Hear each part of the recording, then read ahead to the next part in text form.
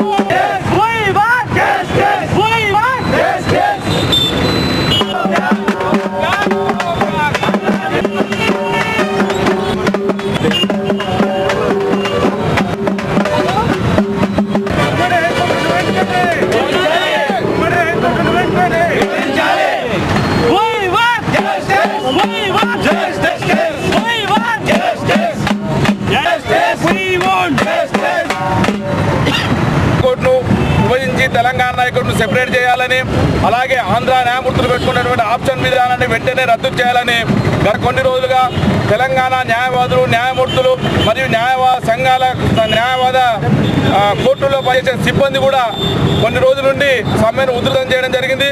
మొన్న చెలో హైదరాబాద్ ప్రోగ్రాంలో చాలా దిగ్విజయం కాగానే సుప్రీంకోర్టు సీజే గారి దగ్గర నుండి మన తెలంగాణ న్యాయవాదుల సంఘానికి అపాయింట్మెంట్ ఇచ్చి ఆయన సమ్మె విరమిస్తే ఈ రకంగా చేస్తామని చెప్పడం జరిగింది. కాకపోతే రిటర్న్గా ఆప్షన్ విధానాన్ని రద్దు చేసుకుంటున్నామని, తెలంగాణ న్యాయమూర్తులపై వేసినటువంటి సస్పెన్షన్ను ఎత్తి చేస్తున్నామని వాళ్ళు రిటర్న్గా ఇస్తే తప్ప ఈ నిరసన కార్యక్రమాలను ఆగవు.